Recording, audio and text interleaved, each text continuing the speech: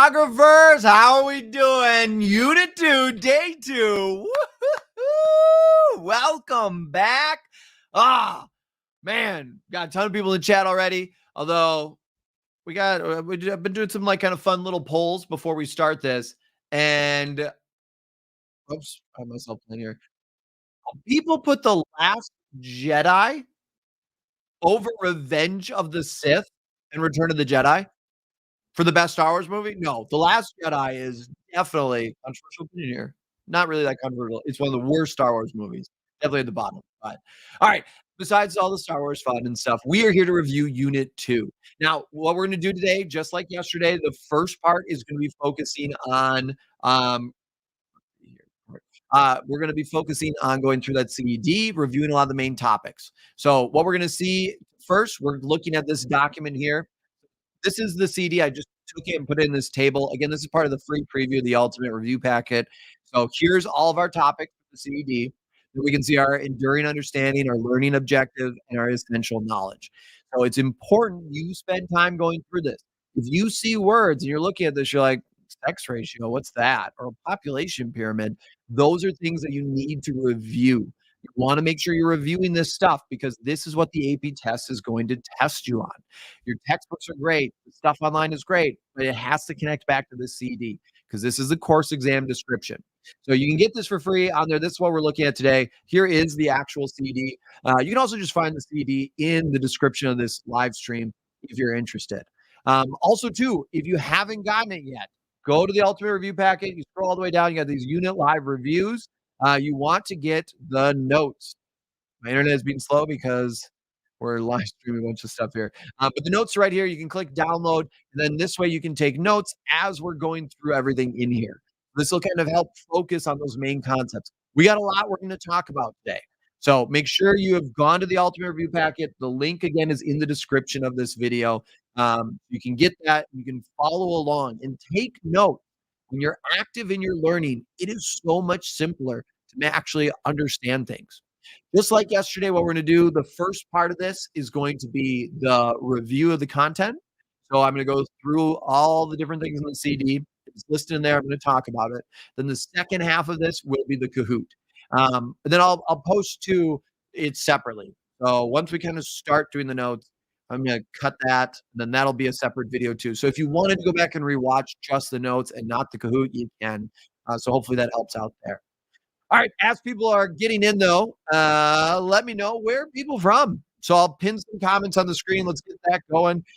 Just getting everything set up now. So again, right now, if you haven't gotten that yet, go to that Ultimate Review Packet, get the guided notes for this. So that way you can take notes. And if you want, you can also just take notes in a notebook. But when you're active in your learning, it helps so much more for retaining information. If you do miss something, no worries. You can always go back as well. And again, it's going to be posted for you. So let's quick look over on our chat. What do we got? Oops, got to switch to the chat. All right. We got people from Chicago, South Carolina, and a shout out there, Venezuela, Holy Geography, Texas, Utah, Louisiana, Delaware, India. Where else? We got Louisiana again, South Dakota. Man, we got so many people from all over the place. Kentucky. Oh, there comes Oregon. It's like, I remember your name from yesterday. Texas, California, Atlanta, Georgia, North Carolina, Tennessee, New Jersey, Pennsylvania, Miss Plunkett's class. Woo!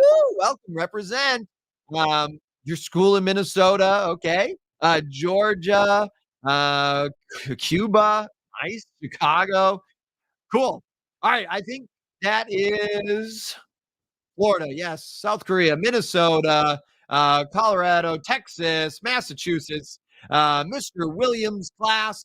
Represent Mr. Williams class. Welcome back. I think I also remember your name too from yesterday. So welcome back to day 2. All right, cool. I'm going to keep trying to check the chat. But again, just like yesterday, I'm really going to focus on going through the notes. So take a quick drink of water. All right. Let's get to this Geographers Unit 2. Here we go. This is where I'm going to cut the video. So we're going to start. Do a little intro. We get the intro live. Gotta think of a quick intro. Okay, I got it. All right. Hey there, geographers. If you're watching this video right now, that means maybe you were here for the live, but most likely you probably weren't. So this is the part of the live stream where we're going to go over the Unit 2 notes, population and migration and patterns and processes. The rest of the live stream's been cut out to keep this a little bit shorter, but hey, check out our live stream tomorrow or the next day at 7 p.m. We'd love to see you there. So without further ado, let's go into Unit 2, population migration, patterns and processes. Woo! Gosh, it's gonna be an exciting one. So to start off, we need to talk about population distribution. So remember, distribution is different than population density. That's gonna be important to remember. Distribution is how people are spread out across a specific area. Density is gonna be how many people are located in a particular area. And there's a bunch of different reasons why people are gonna live in different places. So in class, we probably talked about different environmental factors, economic, political, social. All of those are things that can change where people live. The climate, the landforms, bodies of water, the culture, the economy, all of these have an influence. And so that is important to understand. Generally, we can see some themes. Remember, we have site and situation. And real quick in our chat, let me know what is the difference between site and situation, and I'll pin your comment on the screen. So, site and situation, what's the difference? Because those do impact what's happening there. So, again, when we're looking at stuff, a lot of major cities are often by bodies of water and especially oceans and rivers that connect outwards. And that allows for more trade, which helps the economy and grows commerce and makes travel easy. All right. What do we got for site and situation? Site is physical attributes of a place. Exactly. Yep. Site is the exact location. Situation is relative. So connecting to some concepts from yesterday, when we're looking at absolute location, relative location, that would be there. Site shows the physical area. That would definitely work. Situation, that's surrounding features. Yes. Excellent. Cool. Yeah. So hopefully that helps with site and situation. Those concepts will also come up throughout everything as well. Let's see. A couple people are saying the audio is a little scratchy. Can try to figure out. Hmm, unmute. Okay. I'll try to mess with it as we go through stuff. So I apologize if there's some audio. Maybe I'm having a little bit of lag or something. I'm not sure there. We'll figure that out. So, all right. Next, though, is population density. So, in your guided notes, again, those guide notes are in the ultimate review packet. You can follow along with them. They'll definitely help on making sure you're getting these key concepts. But population density is how many people are in a particular area. There's different densities you need to be familiar with. The first is arithmetic, which essentially is population density. The formula for that, we're taking our total population, you're gonna divide by that total land area. It's gonna show are people, gonna be packed in an area, or maybe there's more space, there's more room, people are spread out. Physiological density is gonna be our next density, and that is gonna be our total population divided by arable land. That's gonna be important. This is gonna show us how much food we need to feed our population. The higher this number is, and remember, the higher the number, the more stress that's gonna be put on that land, because we're gonna have to feed more and more people. So, if it's a really high number, it's gonna be harder us to feed all those individuals. Maybe we have to rely on trade or import, export, all those different things. The last density you wanna be familiar with is the agricultural density. The agricultural density, remember, is the amount of farmers divided by arable land. And generally, this is going to show us about how efficient we are as a society. If this is a low number, that means we don't need a lot of people working our farm to produce food for our people. So that could show maybe we're more efficient. Maybe we have better means of production there. Maybe we have better technology. We're using more combines. We're using now drones and GPS, some of our geospatial technologies that could all impact there. A big thing too to put, if our agricultural density is lower, that means more people can do other jobs. And so we might see people in other areas. Generally speaking, that also shows more economic development as well. So that's important to kind of understand. As we progress from that primary sector to the secondary to the tertiary to the quaternary, so forth down, which we'll talk about those in Unit 7. So if you're like, whoa, what are these? We're moving out of those agricultural jobs into more industrial and eventually more service jobs. So we'll get more into that later on, but all these units kind of connect. And that's the cool thing about AP geography. Hopefully that helps a little bit with the densities. If you do have questions on them, if you go into the ultimate review packet, I do have a types of density quiz, and there's like a 30-minute video of me breaking it down and like going over it so that you can see a little screenshot there of the data and then explaining like the different densities, how they connect, the impact on the land. What does that say about society? So it is a great resource. Again, if you need some more practice, there's a bonus quiz in there for you. All right. Next one is carrying capacity. And you can see also these consequences now. So I have a couple different pictures up that I want you to kind of look at. We got our political, we have social, we have a variety of things that happen. Now, when we're just talking about carrying capacity, remember, we are just looking at essentially that maximum number of individuals that the environment can sustain. And if we exceed this, we start to do damage to our environment and we can lose different aspects of it. Now, the other part of this is those consequences. And you can see these pictures here. Depending on our population distribution or our density, that changes different aspects. If we have an urban area with a really high population density, we might have more traffic that could lead to more stress in individuals' lives. But we also then might have more people, we will if we have a high density, but we'd have more opportunities for those individuals. So there could be more social opportunities, more nightlife, more economic opportunities. More companies might want to work there. If we're in a more dispersed population, so an area that's more spread out, maybe we have a lower density there. We might have more green spaces, which is a big positive. We also might have to travel farther for different resources or even services. We also might lack some of those as well. And so it's important to understand how our density and distribution can impact the way of life that people have in these different areas. And these themes will kind of come up throughout the whole course. So I just wanted to highlight, realize too, when we say consequences, that means there is positives and negatives. It's not all just a negative thing. A lot of times people think consequences, oh, it has to be negative. No, there's positive consequences. All right, the next one I'm going to put up on the screen, it's the sex ratios. We're going to start getting into some population composition with these. The sex ratio, you can see number of males per 100 females in a population. And understanding the sex ratio can help you kind of see what's going on in a society. So if our answer for that sex ratio is ever under 100, that would mean there are fewer males than females. If it's over, there's more males than females. And if it's ever 100, it means it's the exact same. Now, one thing that's kind of interesting we can see is how societies generally age, the sex ratio actually becomes more imbalanced. We actually start to see that there are going to be more women than men. Anyone know why? Let's see. Put in the chat. Why might that happen? And I am super far behind in the chat. Okay, I'm just gonna have to hit. I will go back and look at a lot of your comments. So I appreciate all of the comments. Man, a lot of people got the Titan situation. I'm still on that part.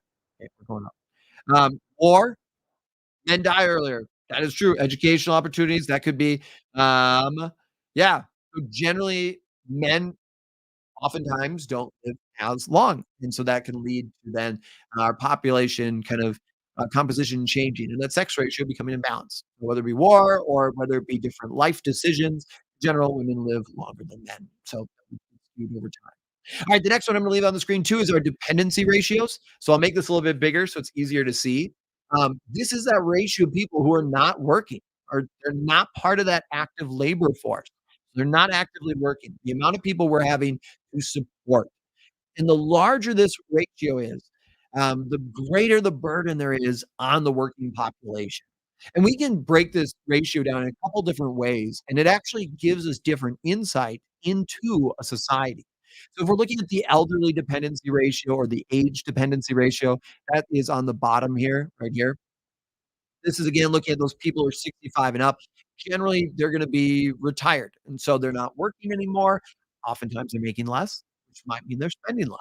If they're spending less, they're working less, they're not paying as much in taxes. That is going to then decrease the amount of tax revenue coming in for the government, which means they can't provide as many services. Also, a society that has a really high age dependency ratio or a very high elderly dependency ratio is going to have more burdens of like social security, healthcare, retirement homes. All of that puts a great strain on spending on the government. Even families can, if we look at some social changes, they might have to have some of their parents move in with them.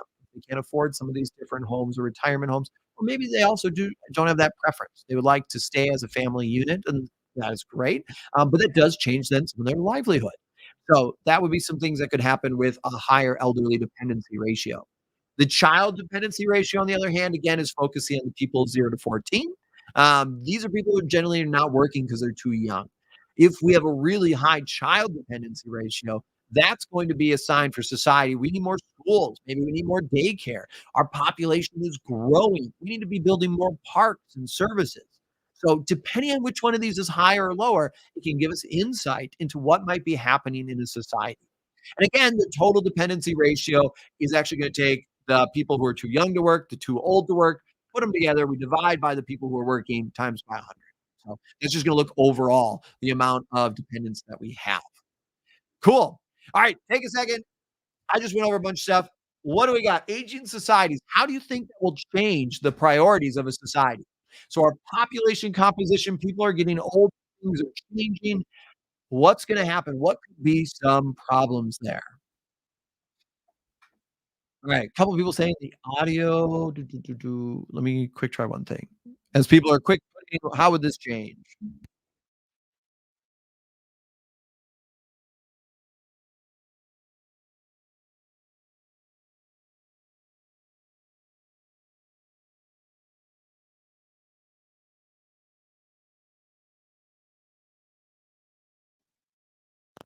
Testing. Okay, I tried unplugging it and resetting the mic. Hopefully, this. Oh, I can. Let's shut that down. Okay. Hopefully this is getting better. I'll try to look at this later on. All right. So a couple things. People are saying need for more healthcare. That would definitely be stuff that could come up. Support for the elderly. That would be something that would happen. The Kahoot is going to happen probably in like 20-ish minutes or so, hopefully, maybe a little more. Dependency increases, less children, more hospitals, higher taxes. This is something to actually think about. Great point here. If we are seeing a change in our dependency ratios, less people are working, more people are out of work, that's going to mean that that working population has to cover more of those bills. And so generally taxes might start to go up. You might have to retire later in life. And we're seeing that in countries today around the world. As they age, they're having some hard decisions of trying to figure out how do we support our population, but also pay for everything. All right, what we're going to do next now is go into some population pyramids. I got one here for you. This is Italy. Population pyramids you definitely want to be familiar with. These are going to be important. Okay, so when we're looking at it here, a couple things I want to point out is we can actually see some cohorts here. And different parts of this pyramid will give us insight. One, remember, here we have our ages. And at the bottom here, we're looking at our population. So here we have males, here we have females. As we extend outward, in this one, it's in the millions. Sometimes it's the percents. So just be on the lookout for that. That can change maybe the shape of it a little bit. One thing to note, and I always tell my students this, when you're looking at a population pyramid, remember it's like someone just took a picture. I guess for you guys, maybe it's like someone took a picture. They took it with their phone, not like the old school camera there. But they took a picture of society. It's a snapshot in time. So in this case here, when we're looking at it, it's mirrored. I don't know, whichever way it's pointing. In this case for Italy, at 2018, these are the different people. If we were to fast forward a year, we would be taking these people who are in the 0 to 4. As we start seeing they're going to move up, or every 5 years. So if we're looking into the future, what's going to happen in 25 years? Well, this bar is going to be up here. So we can kind of see, are we growing? Are we shrinking? So something to kind of think about there. So on the bottom here, we have our pre-reproductive years. Generally, these are people who are too young to have children. As this side, if this is bigger, that's going to mean we are growing as a population. Oftentimes, we'll connect to that demographic transition model. This would mean that generally we're maybe in more stage 2 if this base is really big. Obviously, here it's not. This would not be stage 2. Then we have our reproductive years. So this is that 15 to about 44, 45 years. Generally, this is where people are going to have children, where you start having children, where people are able to do that. After that, then we have our post-reproductive years. Generally here, people can no longer have children. So important to kind of understand the differences here. And the reason why I'm highlighting this is because by understanding the population pyramid and by understanding these different groups, it gives us insight. If we have a lot of people in their pre-reproductive years, we know we're growing. If a lot of people are in that post-reproductive, they're not going to be having children. Our population is going to be shrinking. And if a lot of people are in those reproductive years, they still have the ability to have children. That's also, too, what I want to point out is those reproductive years are also, and a little bit of the post, generally when people are working. So if that middle is really big, we have a big workforce. And all this gives us different insight into social factors, into economics, into politics. And so not only for the current day, but in the future, too. If I have a big base, I know that in the future, I'm going to have more workers. In this case for Italy, if we go back here and look at it, notice our base is really small. 10 years, 20 years in the future, Italy's losing their workforce. They're going to have less men, less women. So all these jobs that might be covered right now are eventually going to need to have some workers, and they're going to have a shortage of workers. And so that's things that countries right now are trying to deal with. How do we plan for the future? Well, to start, we look at geographic data and populations. So this course, that's the cool thing. It's very relevant to the world we live in. All right. So for time, we're not going to go over all these. I just have some questions for you to kind of think about. So here we have a population pyramid. One thing I want to notice on the bottom here, we're looking at percentages. So now, like I mentioned, our last one was in the millions. Here's percent. So we're looking at our percent of the population. So it's important whenever we get a stimulus component on our AP test, always read and look at what are we looking at so we don't make some easy mistakes. So one of the things to note here, I got some people already in the chat saying, quick going down. People are saying stage two. Yes. Agriculture. We would have more agriculture. Yes, agriculture generally in those stage 2 countries. So right now we're looking at some generalizations here. But as it's more expansive there, some of the things they might need to provide too is going to be childcare, schools. In the future, they're going to see this growth continue to happen. So those are all aspects of this population pyramid. Here we have Germany. A different story definitely is being shown here. Very different.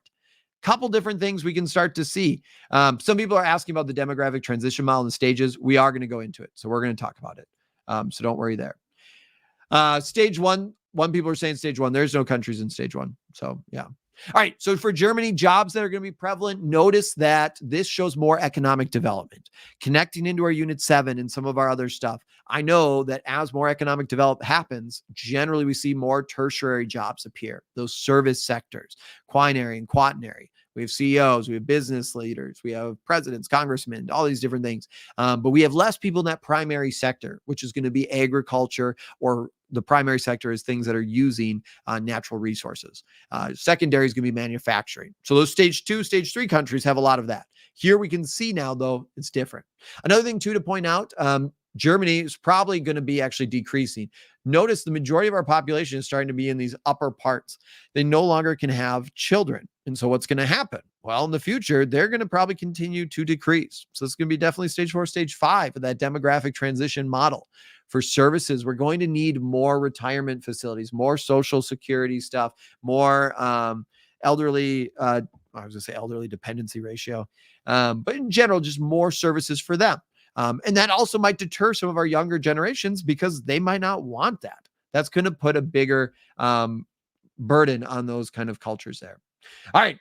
Next thing, if you need more help with these, because I went through this really quick and it's really important. Again, in this ultimate review packet, I've got a video that breaks down, it's 8 minutes. It goes through a bunch of the kind of tips and tricks. So I look at different population pyramids and kind of point things out to look for. There's also a quiz on the population pyramids that goes over, I think it's 10 or 15 questions, but I go over a bunch of examples. And then again, there's a 50-minute video if you want. You don't have to watch it, but it's me taking a quiz, and you can see the screenshot there. I'm breaking down the population pyramid and explaining why each of the answers is right and not, and showing different things to look out for. So if you're interested, by all means, check it out. It's another way to practice. All right. Woo! A couple things here. Population dynamics. All of these you want to be familiar with. You got to be familiar with these. You're going to see these on the test. One way, shape, or form, it's going to be on the AP test. Crude birth rate, death rate, our natural rate of increase, or NIR, natural increase rate, total fertility rate, infant mortality, doubling time. These are common words used. And you also might see it as CBR, CDR, RNI, TFR, IMR. A lot of little short abbreviations there.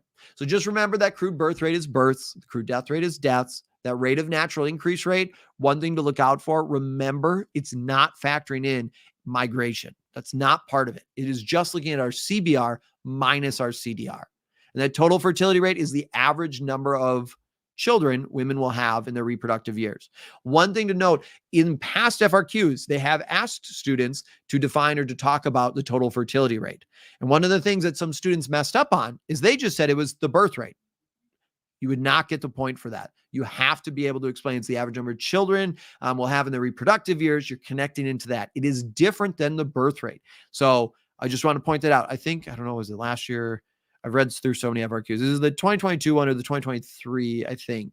One of the FRQs had about total fertility. I might have to go back and check. But some students did lose a point because they defined it as the incorrect term. And infant mortality, remember, is infant deaths under 1 year of age for every 1,000 births there. So doubling time too, if you blank on some of these questions, you can actually see a couple of things in the terms. Like doubling time, doubling is talking about going from like 2 to 4. We're doubling in time, the amount of time it takes. Well, I could connect in the population. How long does it take to expand there? So hopefully that helps you out with those terms. These are very common. You're going to see them a lot. All right. Let's talk about this demographic transition model. Honestly, it is definitely one of the biggest things in this unit. So this is one of the things I definitely would recommend you focusing on here. All right. Okay. All right. So stage 1 of the demographic transition model. So when we're looking at this, stage 1, one thing to note, there are no countries in stage 1. So one thing we can see right away, our births are high, our deaths are high. They're essentially canceling out. People are dying to anything here, pretty much everything, really. So these are canceling. Our population isn't changing much. It's relatively stable. It's kind of close to that ZPG, zero population growth, or it's just very slowly increasing. You can see an example of like a population pyramid on the screen right now too. But again, there's no countries anymore in stage 2. Because of the Industrial Revolution and also the medical revolution, everyone's moved into stage 2. So here we are seeing this population boom. People aren't realizing that everyone's living. So people are still having really large families because they're unfortunately expecting some of their kids not to make it. And so what's happening here is because now we have the Industrial Revolution and new technologies and the standard of living is increasing and the medical revolution, and all of a sudden now people aren't dying, which is all great. These families of 6, 7, and 8, they're not losing anyone. Positive. They're continuing to grow. But this is where we have this population boom. And a big thing here too, this is also Malthus. We'll talk about him later. This is when he was around and he predicted this Malthusian catastrophe was going to occur.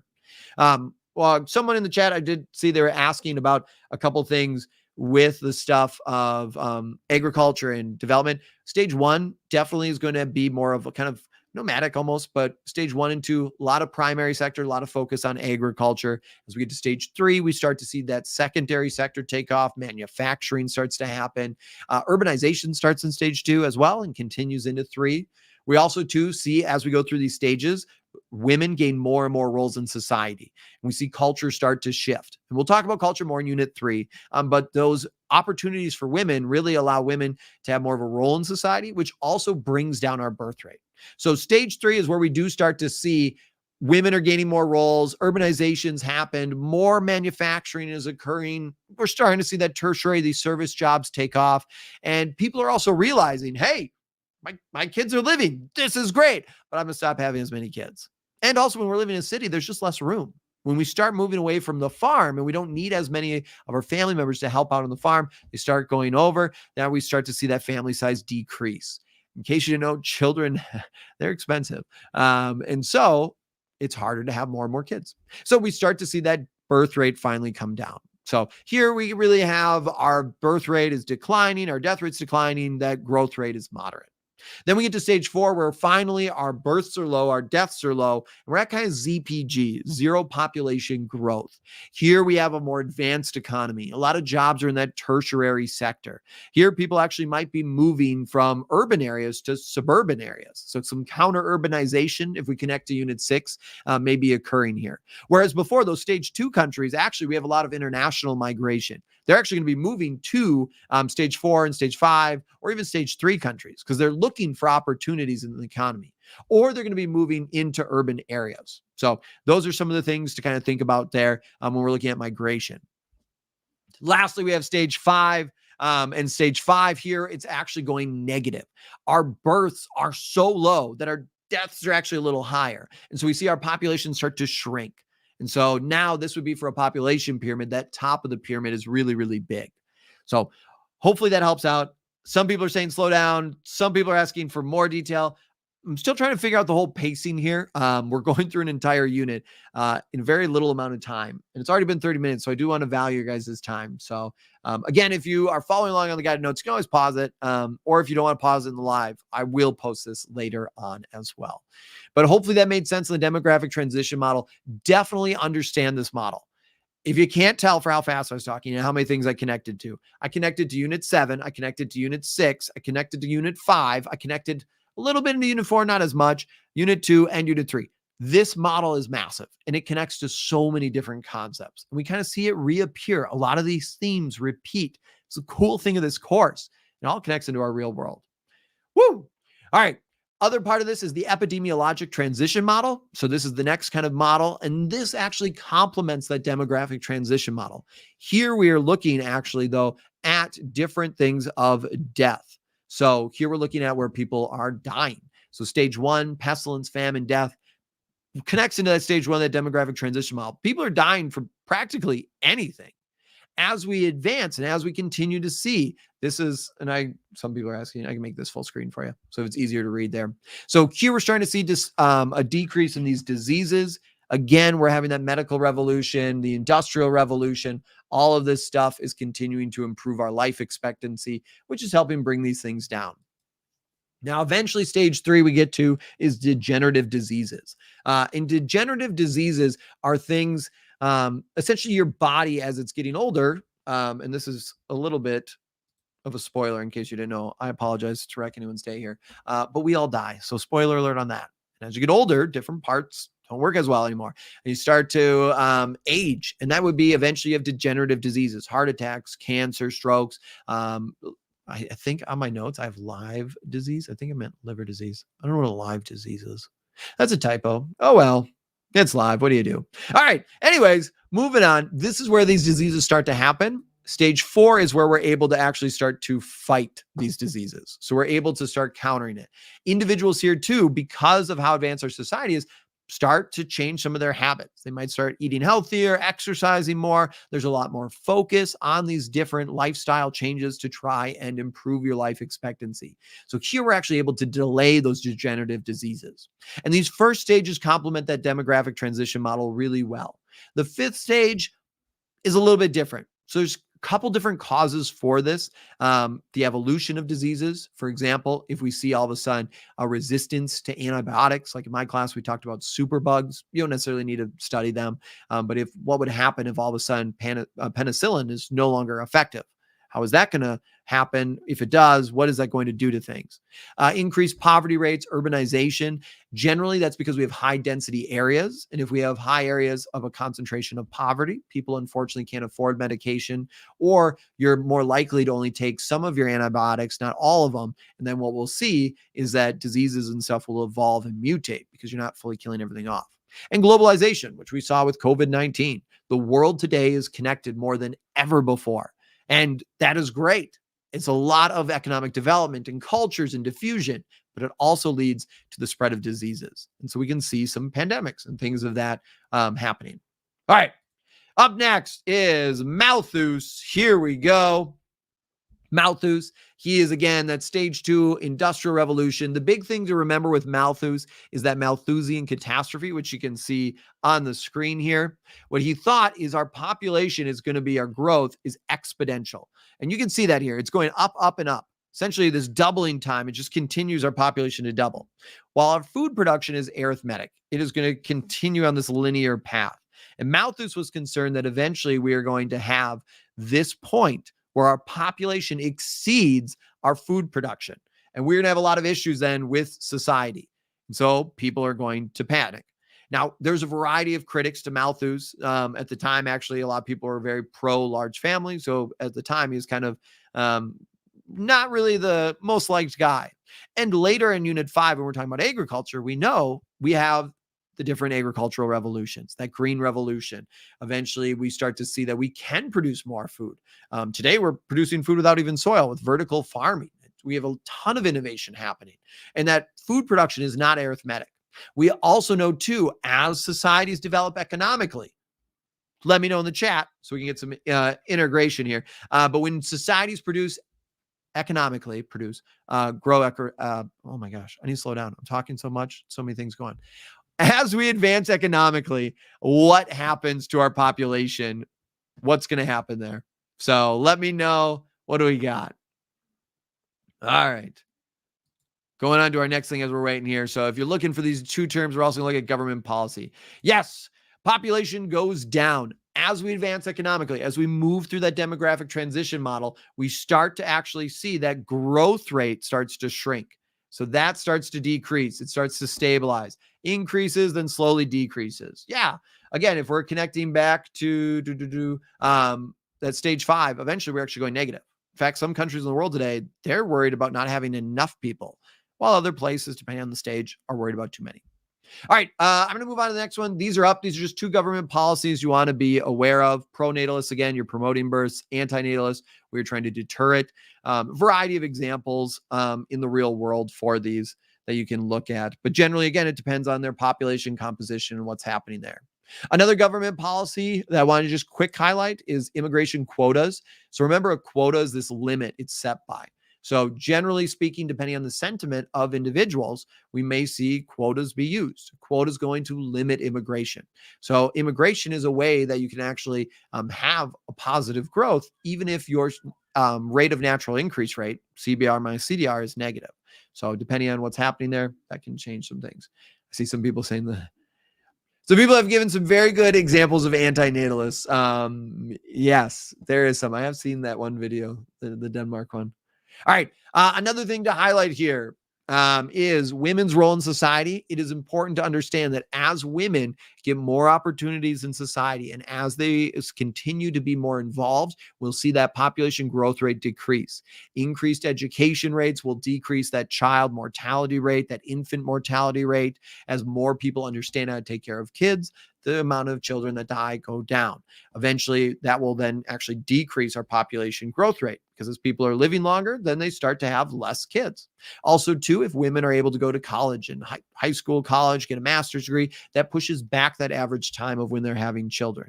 And it allows women, too, to participate in different aspects of the workforce, which may then have women decide not to have children or have children. Whatever you decide, it's all up to you there. All right. Try to give some examples there. Hopefully that helped. All right. We're going to go on to the next thing. If you do need, the graphics. This is created by AI. So this is all ChatGPT. Yeah, this is ChatGPT. I tried to create, you'll see a couple. This next one actually for Ravenstein's laws of migration. This is all ChatGPT as well. That's kind of cool. Cool. Some people are asking about maquiladoras, and yes, that would be a maquiladora. We'll talk more about them later on as well.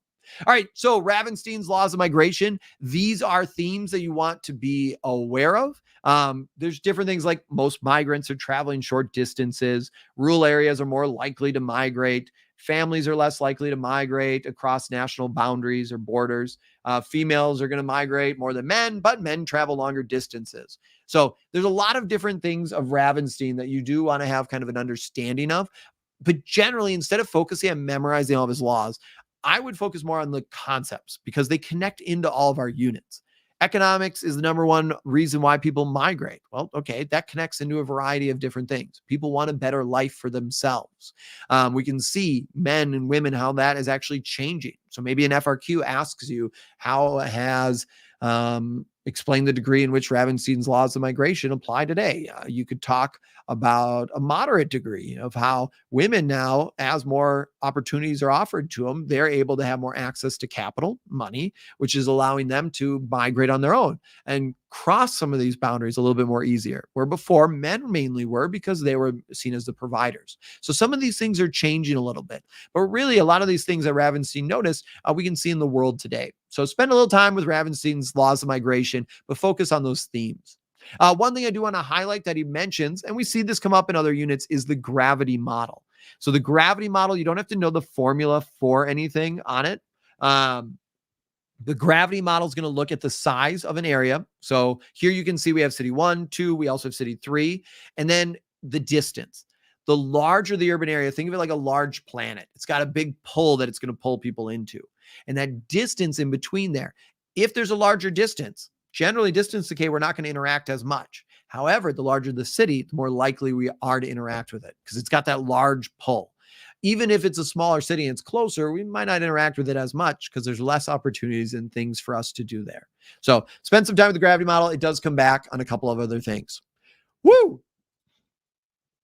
Shout out to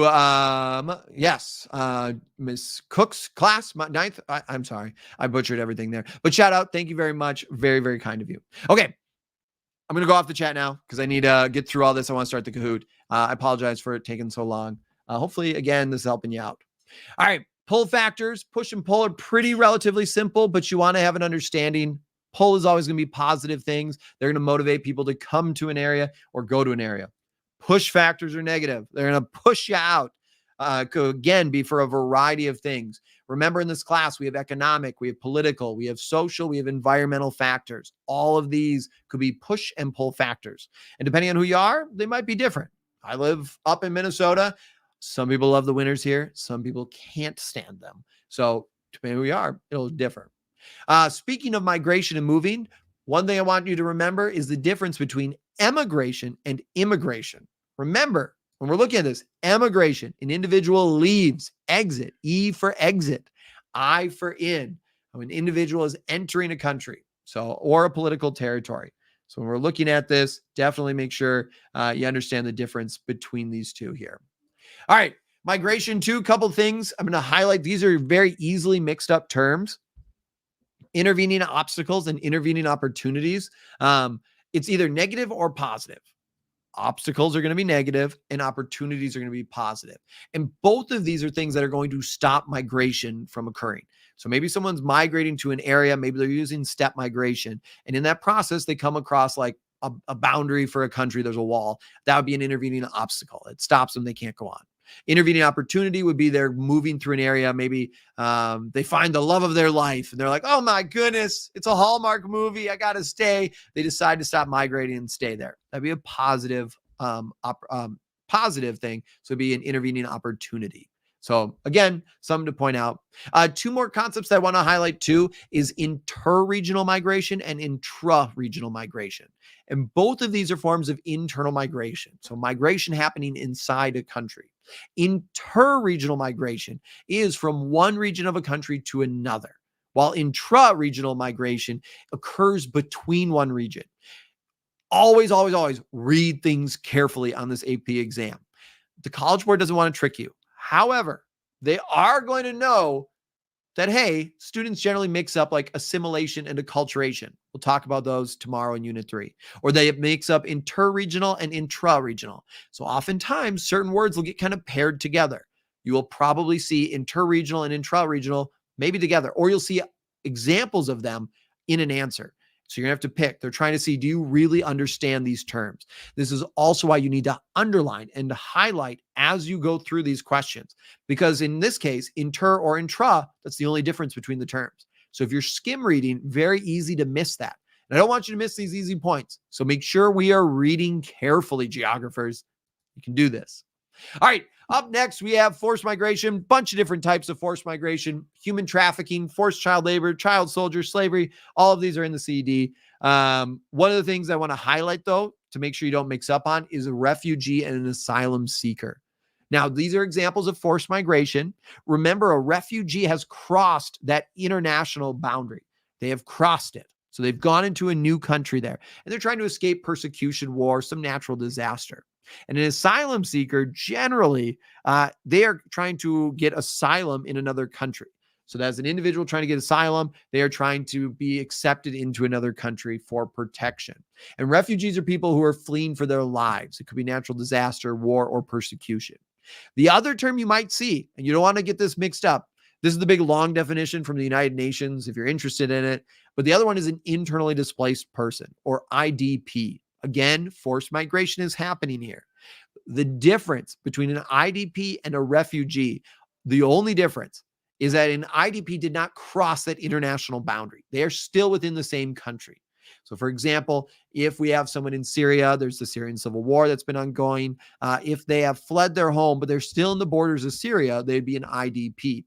Or though, if they have crossed the Syrian border and they have fled, then they would be a refugee. If they have exited, they've emigrated out of Syria, then they would be a refugee. So definitely focus on these terms. And again, context matters. So make sure you read the full situation.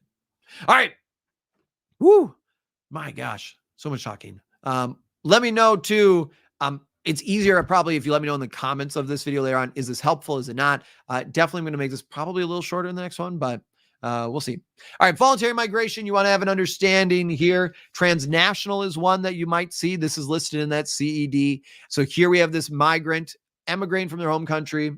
Oftentimes they're going to go to a similar spot and they're going to remain connected. I'm going to go through these really quick. So transhumans, this is one that's kind of different, connects to that livestock, this seasonal migration. So you can see right here, we're looking at the summertime, the winter. Our directions are changing based on the seasons. So this is cyclical. It's going and rotating in a variety of different ways there based on the seasons and animals.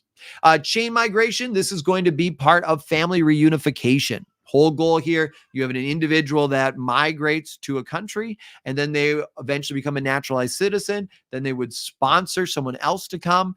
And this takes a longer process. This one oftentimes is oversimplified a lot, and I'm oversimplifying right now. You just have to understand the process of it. You don't need to know all the different legal things. But this is a longer process for individuals. It's not like as soon as you get here, immediately you can switch. All right, step migration is our next one. Migration happens in stages. So here migrants make stops on their way to their final destination. This is also one of the more common forms of migration that Ravenstein noticed. It's because you go from like a small town, move to a city, you save up some more money, eventually you can afford the next stage in that. So you're going in stages to that final destination. Guest workers, again, temporary legal status, you want to remember.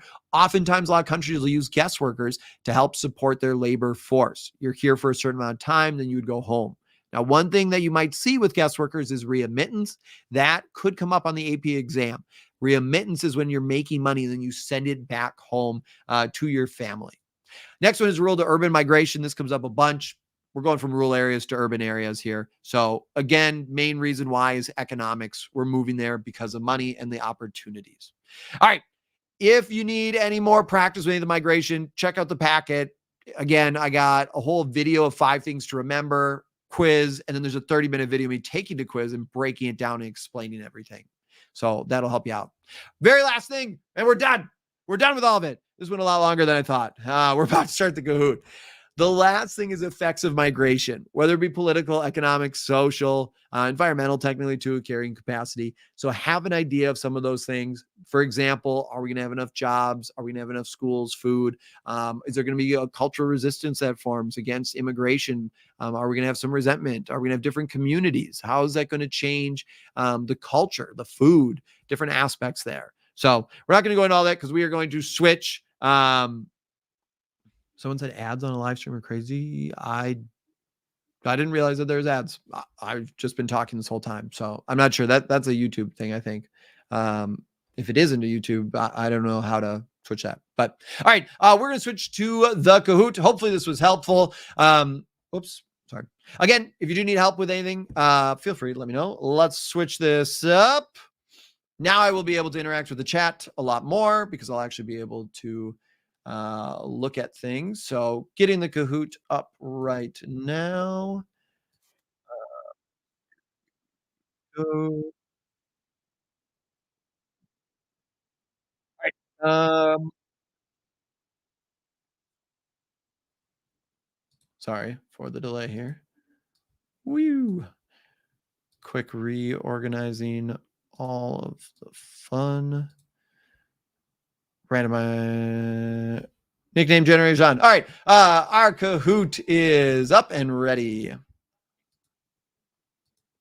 Ooh, hello there. And share screen, entire screen. Perfect. All right.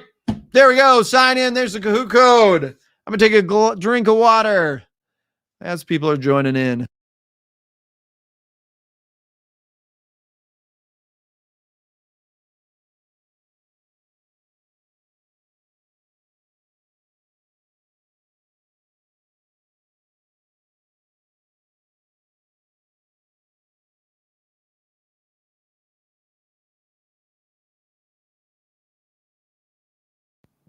All righty. We got a lot of people here. Woo, it's Kahoot time. There you go. All right. Let's get this going. All right. Close that. Again, too, I'll take the guided notes thing. If you are interested too, while people are signing in, if you do need some more help, I put this out at the end yesterday. Check out the Discord server. It's free if you want. We have 19,000 people. We actually got people right now in an APHG study session. So shout out to them. But it's a fantastic spot. Every day there's review questions being posted. You can see there's people studying in there right now. So fantastic community. If you're interested, you can check it out. There's FRQ, multiple choice, and there's also stuff for each unit. So there's a link in the description of this video. It's completely free to join. We got students, teachers. Teachers, if you join, let us know so I can get you the teacher role. So let me know, and I'll get that set up for you. All right, we're going to get started. We have an insane amount of people in this Kahoot. We're going to start it before it crashes. I'll put the Kahoot code on the bottom in just a second, but here we go. Unit 2. Woo! Get hyped. Let's do this. Man. All right. City A and B are located in 2 different countries. Which statement best explains the population growth? So what do we got here? Population growth. All right. So got our Kahoot code scrolling on the bottom there. Excellent. Excellent. All right. Let's look at the chat. Try to catch up. Kahoot code's on the bottom there, so hopefully you can get in. Some people are saying they got wrong. It crashed. The Kahoot crashed. Apparently, the Kahoot might be crashing. Keep trying to get in. I apologize. We have a lot of people here right now. So if it didn't work, I will post this Kahoot in the Ultimate Review Package. So if you want to do it on your own, you can do it there. All right. So when we're looking at this too, one thing to point out, again, we have primate cities. We have rank size rule. We'll talk about that more in Unit 6. But when we're looking at this, I'll make it full screen so you can see a little bit more. City A, when we're looking at the growth here over the years, 15 million, 17, 19, 20, 3 million, 12, 20, 30. If we're looking at this, notice the growth rate. The growth rate is smaller. MDC, more developed country. We're talking about economics here. So we're looking at more economically developed. City B would be generally less economically developed. Again, we're looking at that stages of development, that demographic transition model. As our economy grows, that growth rate's going to slow. So that's why that one would be the correct answer there. That City B with those big growth is going to show less economic development. So more likely in a stage 2 of that demographic transition model. Let's go. Top 1,749. Awesome. Congrats for you. Woo. 470th. Awesome. I apologize if the Kahoot, if you're not able to get in right now, we may have maxed it out or crashed it just from how many people are in. So you still can, by all means, play along. I'm still going to go over the answers. Again, if you're in the Ultimate Review Packet, I will post it as soon as we're done. So if you want to do this on your own, you can. So I do apologize for that. So that's not working there. All right, perfect. Stage 4, you can see here, we have that higher top, that demographic transition model. Stage 2 is going to be this large base. Here you can see the middle starting to grow out. We're having more people in those reproductive years. And our last one there, not a country. Remember, stage 1, all countries have advanced. We are not in stage 1. There's no stage 1 countries anymore. So it's important to remember there. Woo! 7th place, W. Way to go. Way to go. All right. It's not working. I apologize. It does look like the Kahoot we maxed out. Tomorrow, what we'll do is maybe I'll post the link first in the Discord and maybe the Ultimate Review Packet. And then maybe some people, we can space it out. Maybe that helps if it's not all at once trying to get in. Here's our next question, though. The map below could be used to help us better understand which of the following concepts. So again, we reviewed these. What do we got? You are very welcome. Thank you for being here. Seriously, Thank you all for being here. It is crazy that we have over 2,600 people right now live on this, and you guys are studying and you are reviewing. I mean, I've been talking nonstop and you're all still here. It's phenomenal. So thank you guys. I'm glad you are. I have a ton of fun doing this. It's always a blast. All right, and it would be the physiological density. So when we're looking at this, again, we have people per our arable land. So remember, when we're looking at this, the lower the number, we're going to be looking at more efficient. Higher, sorry, not efficient. That's going to be our agricultural density. The lower the number, the less burden is going to be put on that environment. The higher the number, the more burden. We have to take more and more out there. So, woo. All right, going on to our next thing. I can start. Some people are asking about explaining more of the answers. I'll try to explain more of the answers for you. So, hey, first time joining, welcome. Thanks for stopping by. San Diego, California, welcome. I hope you're having fun. It's a blast. It's a lot of fun. So hopefully you're enjoying yourself. So cool. Chat's always crazy, I know, and we're always doing stuff here. Thank you very much. I apologize. I realize I've missed a lot of super chats and other things. I'll go back and try to get to them later on, but thank you very much. If I see them, I'm trying to call them out. It's hard. The chat moves so fast. All right. So I want to make sure I'm explaining the questions because people have asked about this.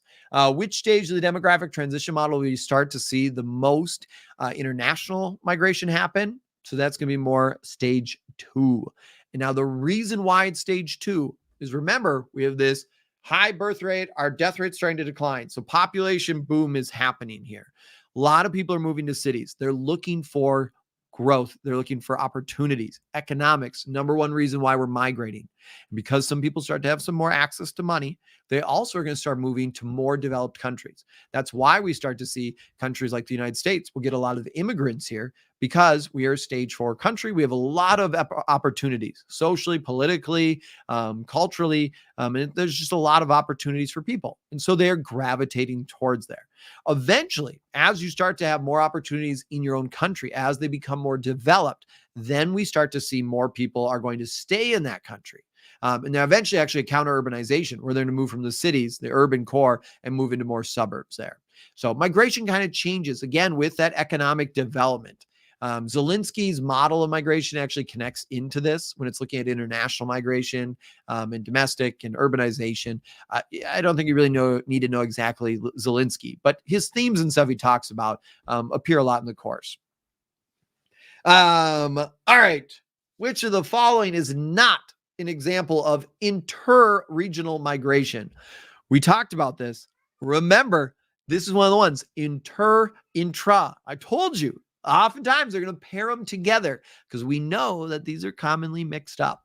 So let's look at it. What do we got here? Just got back from a band concert. Awesome. Welcome, welcome. If you just joined us, welcome. All right. All right. And yes, families who move from an urban area to the suburbs. So remember, inter-regional migration, when we're looking at this, when we're talking about our inter-regional migration and intra-regional migration, inter-regional migration, that is migration from one region of a country to another. Intra-regional migration occurs within one region. So here we're looking at which of the following is not an example. So not an example there. All right, let's go back here. So cool. So this again would not connect. All right. Woo. Who's my barber? My wife actually cuts my hair. So she's been cutting my hair for a while now. So if it's ever messed up, it's not my fault. But yes, my wife cuts my hair. That'd be my barber. All right.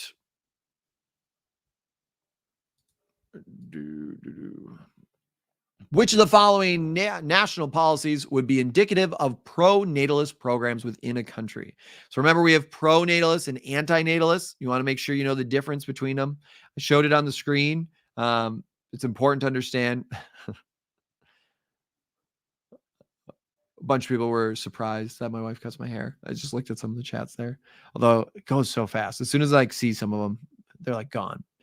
Yes. So parental leave here, giving fathers time, or sorry, paternity leave, not parental leave, but paternity leave, giving fathers time off when they have children. That would be indicative of pro-natalist, because it would make it easier to have children. It would reduce that burden, which may motivate more people to have kids. So that would be pro-natalism. You're trying to promote population growth there. So depending on where you are in the demographic transition model, we see some different priorities.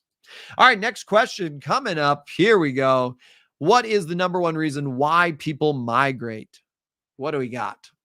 So as people are answering, I'll try to catch up on the chat. What is pro-natalist? So pro-natalist, remember, we're talking about policies that are going to promote people to have more children.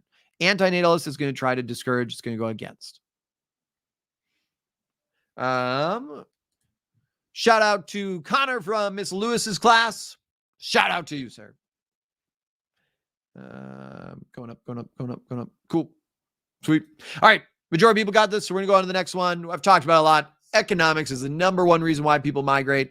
You guys rocked that one. So next question coming up. Here we go. Okay, I'm just going to have to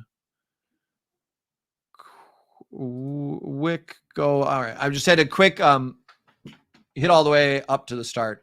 I just fell too far behind. Again, I'm going to go through all the super chats. I'm going to read that later. I'm going to check that out. So I will look at things. I'll try to read things at the end. But yes. I just saw another comment here. Oh, a lot of people saying they really like the live stream. I am glad you're enjoying the live stream. So it's awesome. First time watching it from Texas. Hey, welcome from Texas. I'm on the opposite side of the country. Very far from Texas, but I hear great things about Texas. Glad you're joining today. I'm glad you're having fun. All right, perfect. Remember too, it looks like a majority of people didn't get confused there. The focus here is still resides inside their home country. That's why it's the IDP, internally displaced person. If we cross that boundary, if we go into that other country, then you would be a refugee. If you're seeking to try and get accepted into the country to seek asylum, then you'd be an asylum seeker. All right, Ravenstein's laws of migration. We talked about this. Which of the following would not be one of the things he observed? So what did he not observe when it comes to migration? What do we got? All right. Here we go. 8 seconds left. Woo, geez, it's just crazy how many people are here. It kind of floors me. All right, the most common is chain migration. That is not correct because generally speaking, Ravenstein saw step migration is the most correct. And one thing to note here, and just quick show, it's a not question. Most migrants often travel in step migration. Most common, these are pretty similar. They kind of contradict each other a little bit. So you could kind of narrow it down here. A lot of people said advancements in technology increase migration. This is true. As technology has advanced, as communication methods have advanced, it's easier than ever to migrate. In fact, physical barriers are becoming less and less of an obstacle. Now it's more political barriers are more of the obstacle. We have cars now, we have trains, we have so many different forms of transportation. And with the internet and the diffusion of information, people have access now to a lot more information. And so they can see how life is in other areas, which will motivate more migration to occur. And so that is actually one of the things he did observe. As our technology continues to advance, more migration will occur. Again, things you can use on your wonderful FRQs. Mr. Sinn wife reveal. I don't know on that one. Not sure there. Some people were just joining us saying the Kahoot's having some issues of joining in. Unfortunately, yes, I will post the Kahoot in the Ultimate Review Packet if you want to do it on your own.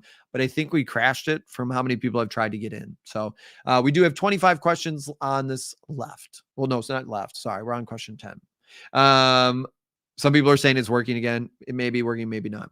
What is an IDP? Is an internally displaced person. So internally displaced person, they have fled due to war, persecution, natural disaster, but did not cross an international boundary. So that would be important to remember there. All right, majority of people got it. It is brain drain. Remember, remittance. This is going to be when we're sending money back home. So when money is being sent home, doubling time, we're looking at the amount of time it takes to double that population. And brain, I think circulation is the movement of people from like you're going to job, you're going back, you're going job, back, and so forth. All right, we have question 11 out of 25. We'll make it full screen so everyone can see. Based on the data below, which country is using advanced farming techniques and is utilizing technology? So we're looking at our densities. We talked about this at the start of our review. So our arithmetic, our physiological, our agricultural. Remember, all of these show different things. So all these show different aspects of society. Do I recommend studying up to chapter 12? I'm not sure. I think you're talking about your textbook there. Right now, where we're at, I would honestly recommend not studying from your textbook. Instead, I would focus on that CED. It's the course exam description. It is listed in the doc in my video here. What you need to focus on is what's listed in there, because that's what the test is going to be on. Your textbook's a great resource, but it has a lot of information you don't need to know. So focus on the main 7 units and the concepts listed in there. If you do go to the Ultimate Review Packet at the start, you can go in the free preview, and I listed all the stuff in the CED and broke it down by unit. So that's part of the free thing. If you don't want to buy it, no worries. You can get that there, and that can kind of help you. If you see words in there that you don't know, definitely review those because those could be on the test. All right, based on the data there, remember, and I'll put this full screen so you can see, when we're talking about arable land, that is land we can farm. That's land we can produce food on. Arithmetic density, the formula is going to be taking our population divided by our total land area. Physiological, population divided by our arable land. And agricultural is going to be our farmers divided by arable land. So each of these show different things about society. For this one, we're looking at advanced techniques. We want to find then who has the lowest agricultural density. They're using less farmers to produce the same amount of food, which would show that they probably are using more advanced technology or have more effective methods of production. So that allows them to have less people working and still getting kind of the same result. So that's important to understand, not just the formulas or what it means, but how does it apply to society? All right, next one. The practice of moving livestock from one grazing ground to another in a seasonal cycle is what? We studied this at the end.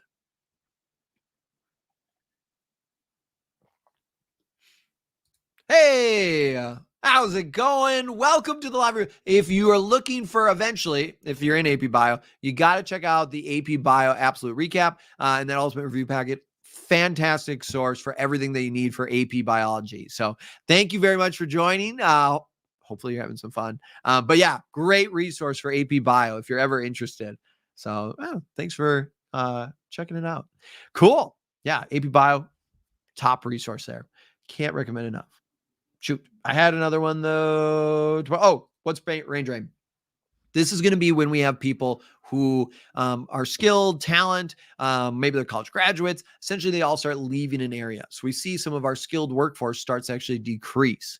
And generally, it could be maybe there's not as many opportunities and other issues that could be happening. And so that actually has some problems because eventually tax revenue starts to go down. The opportunities start to lessen, and that can compound then. Sweet. Majority of people got transhumance. It's the only really one of those that deals with livestock. So it's good to make sure you have an idea of it. It's the one that kind of sticks out. All right, here we go. Next question coming up.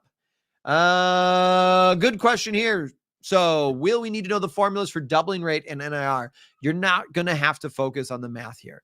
Understanding the concepts is important and how they connect to the real world. But you don't need a calculator for this test. You're not going to have to do the equations. Same thing with the arithmetic, physiological, and agricultural densities. You're not going to have to calculate all these things out. You're not going to have to calculate out the TFR. Understanding the TFR and understanding those will be important and how they connect into these concepts. But you don't have to do all the math on them. Cool. Majority of people got this. When we're looking at it, we can see this negative growth. The city of Chicago would be an urban area. The population year by year has been decreasing. Counter-urbanization could be occurring. More people are leaving the city for the suburbs or rural areas. And we'll talk about that a little bit later, too, in Unit 6. Woo! Changing the leaderboard. Question 14 out of 25. Is the Rubenstein textbook helpful? Should I just read the Prince review?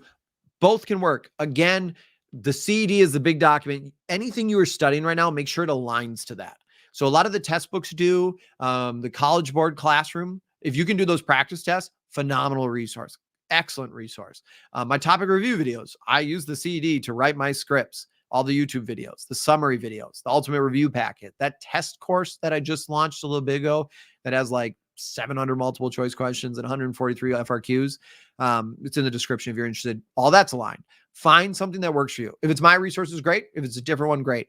But find something that aligns to that CED because that's what the test is going to be on. Country B, yes. So again, this right here, also we have this like giant kind of outward extending here of a bunch of people in their working ages. I realize it's kind of small for you guys, but this is kind of those prime working ages. So one reason could be guest workers. A lot of people are coming, they're staying for a while, they're working. Eventually they get to this retirement age and they all leave. They're also showing particularly men. So maybe we're talking about some oil fields, or we're looking at a country that is more male dominant in the workforce. So maybe less opportunities for women. Again, we don't know because we don't know the country here, but we can start to kind of make some educated guesses just based on some of the data. All right, going on to our next question here. Here we go. I am very far behind now on the chat. So I'm unfortunately going to skip ahead. Yes, all of my information, the ultimate review packet, if you get it, it is all aligned. I look at the CD and that's what makes those summary videos. The topics, the practice quizzes in there, my study guides, my answer keys in the ultimate review packet. There's 2 full practice AP exams. All that stuff was aligned to that CD. Same thing with all of my videos right now in this live stream and also all my topic review videos on YouTube. So that's all aligned there. All right, going on. Here we go. Majority of people got it. Sweet. So we're going to go on to the next one. Again, Malthus is all about that overpopulation is going to happen. Stage 2 of that demographic transition model. Again, didn't understand that eventually we will be able to see that our population will decrease. So I didn't realize that. Princeton Review Book. Yes, definitely okay. Princeton Review Book's got a bunch of stuff.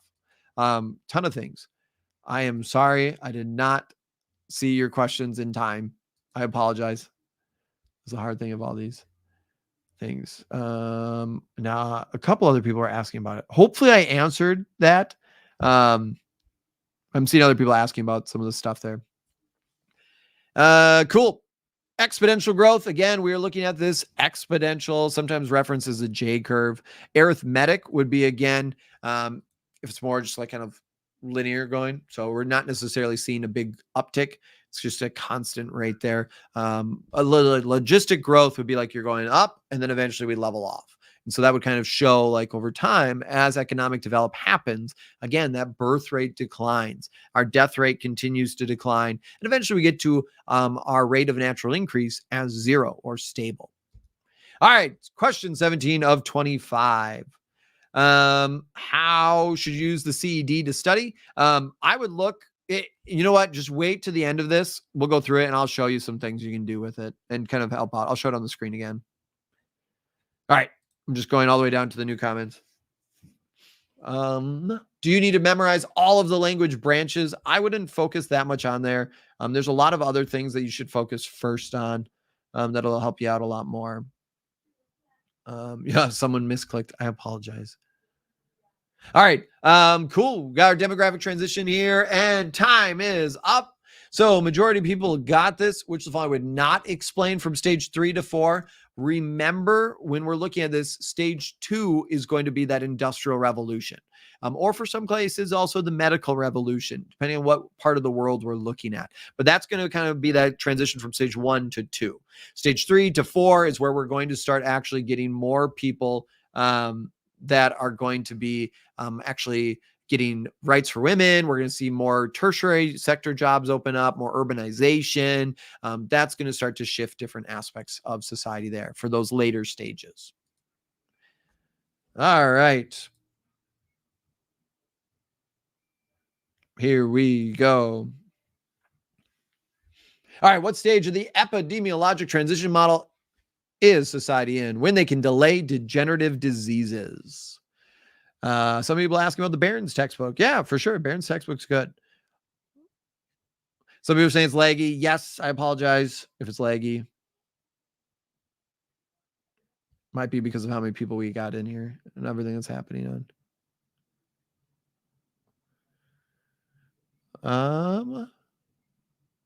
Hey, Okay, welcome back. I'm glad the videos were helpful. And yes, shout out to your former class. Hopefully they're all doing well. Maybe they're here, maybe they're not, who knows. But welcome back. I'm glad that I was able to help you out last year. So hopefully you're having a good school year. Okay, majority of people did get this. Remember, degenerative diseases are diseases that start to happen because the body's getting old. We're starting to age. And so when we get into that next stage, then that's when we're starting to delay those diseases. Now we're able to do like heart surgery. We're trying to cure cancer and things of that nature. But degenerative diseases happen when we're starting to live longer. This is a good question.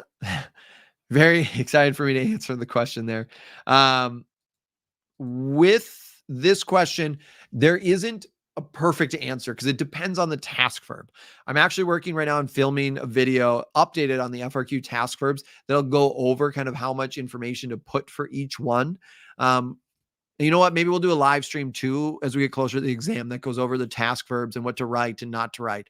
So I'll add that to my list because the answer is a little bit longer than I have time for right now because each task verb has different amounts. But I'll make sure to finish that video and get it posted and then also try to connect back there to help you out. All right, COVID-19 stage 5, globalization spread across the world. For COVID, now we've started to see some shifts, not as big of a deal anymore, but it definitely used to be. So that could be a stage 5 of that epidemiologic transition model.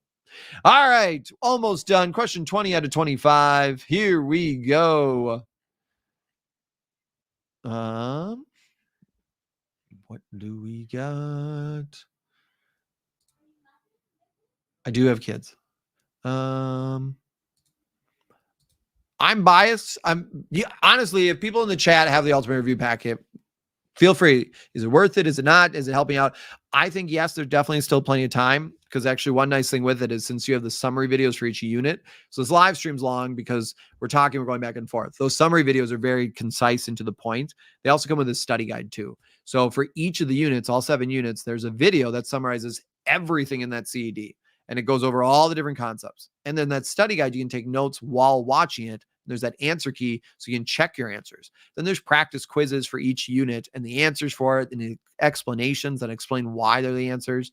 So it's a great way to study. Even now that we're getting closer to the end, you got plenty of time left. Plus, there's 2 full practice exams in there that you can do to see is things making sense. So if you're interested, by all means, check it out. People in the comments can let you know too if they like it or not. If they've gotten it. So yeah, I spent a lot of time on it and hopefully it does help you out. If it's for you and it'll help you, great. So real quick, when we're looking at this is a question kind of from yesterday's stream when we're looking at scale and scale of analysis. So here we have our infant mortality rate, a concept from unit 2. Remember, this is the amount of children dying before 1 year old, unfortunately. And what we're looking here is a global scale. We're looking at here, but our scale of analysis, which is what the question was asking here, is actually going to be national. Now, this is also a small scale map because we're looking at the entire world.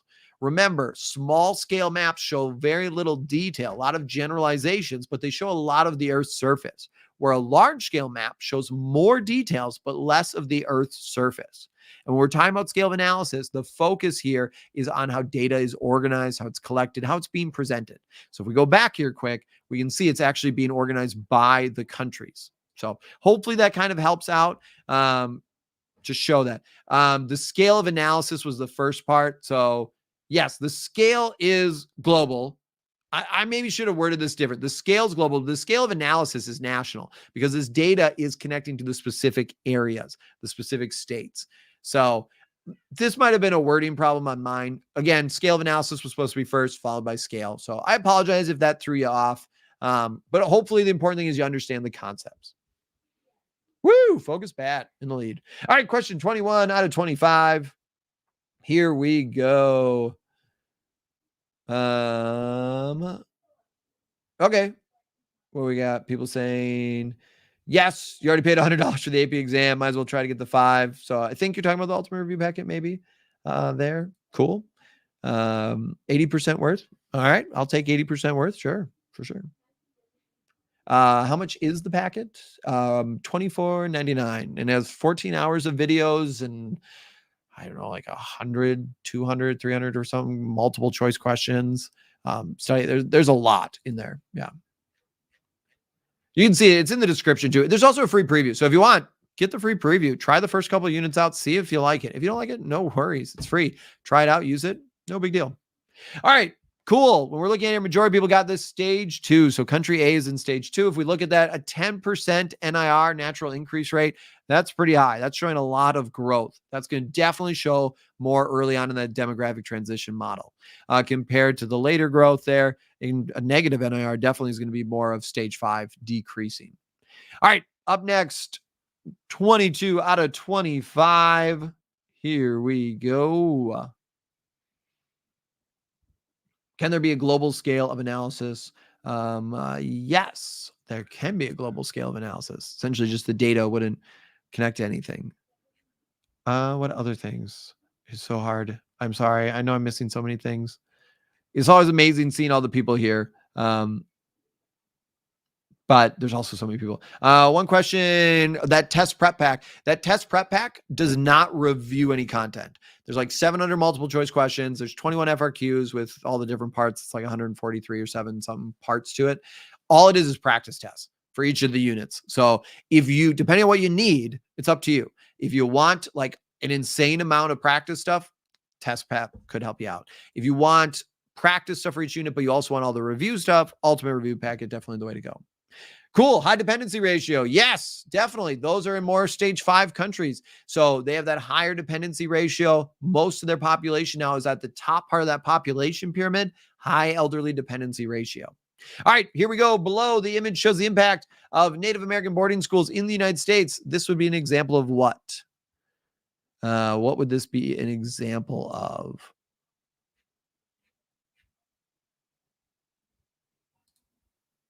Here we go. This is a unit 3 question. Yeah, you're probably right. I mean, this would be an effective migration, technically, but maybe I should have this in unit 3. This is stuff that goes in unit 3. Yeah, people are saying, okay, it connects. We got to know all this stuff anyways. It's fine.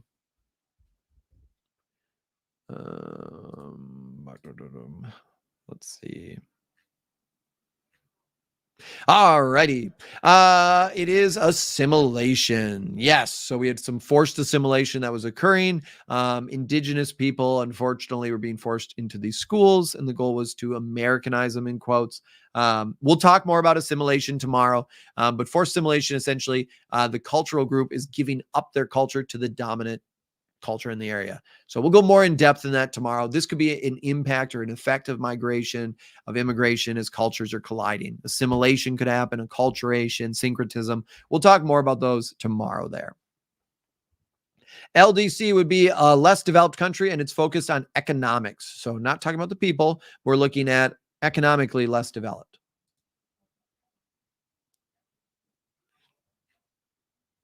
Here we go. Some people are saying red. What is the difference between asylum seekers and refugees? Refugees oftentimes may seek asylum. Asylum seeker is trying to get asylum, essentially be granted into another country to be able to for protection. A refugee is just someone who has crossed an international border due to war, persecution, natural disasters. All right.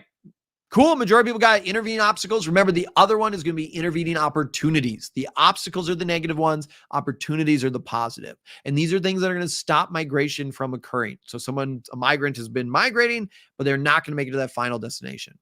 All right. We're on to the last question. Based on the map below, which region of the United States experienced the least growth? And I'll make this full screen to try and help you out. What do you bring to the exam? Definitely bring a pencil.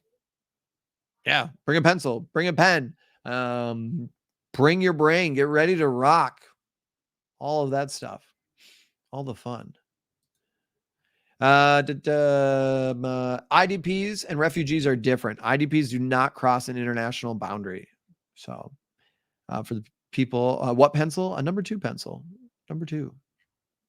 Bring some food. You can bring a watch, yeah, if you want. You're not going to be able to have like an alarm or anything.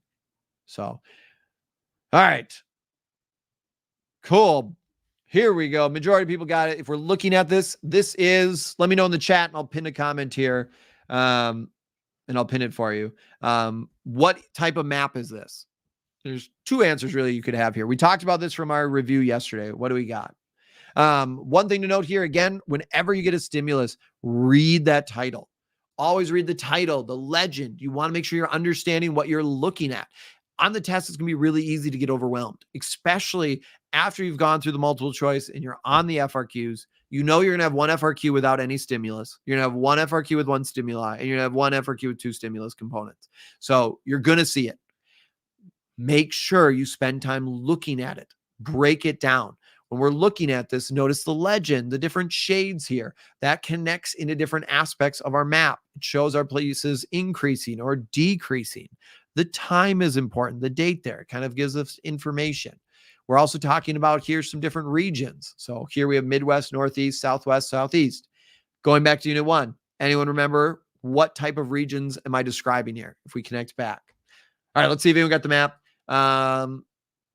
Yes, it is based on it. So also shout out to your high school there. But yes, my packet's based on the CD, 100%. I do the live at 7 p.m. All right. Trying to see. Oh, here we go. Chloropleth. Yes. Also thematic, you could have said too. So it's a type of thematic map that's happening there. And I saw some people, it is also perceptual, vernacular. Those are all going to be things for the regions. Anytime we see cardinal directions, generally perceptual or vernacular regions, make sure you remember that as well. Hi, Jake. How's it going? Thank you for the $1.07.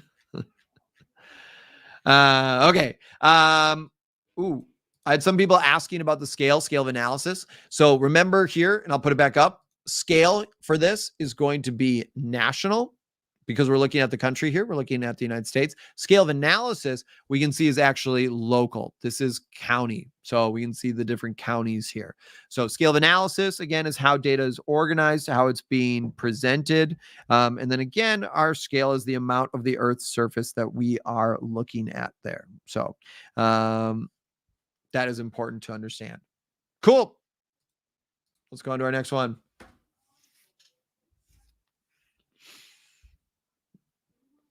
All right. Where did I get my Lego globe? Oh, yeah. Lego globe. If I get out, there we go. You can kind of see it a little bit better. Maybe one of these streams, I'll pull it up to the front. I think I got it at Target or Amazon. That was a fun build to build. I enjoyed it. All right. Congrats to our winners. Woohoo. Awesome job. Hopefully you guys had fun. This went really long. The one tomorrow will probably be shorter. Yeah, I'm pretty tired after teaching all day and doing this, but it's been a lot of fun. I'll try to read a couple of the chats. I did see, and I promised some people I would quick show that CD or ways you could break it down. So the CD, again, this is what we're talking about. Where is it? Where does this work? Messing up here. There we go. So, no, it's not working, of course. In the Ultimate Review Packet, if you want the CD, I did break it down. This is all free, part of the free preview. So if you want, by all means, check it out, download it, use it. Here's that CD. I put it in this format for you so you can look through, identify any words you don't know, put them down in this category.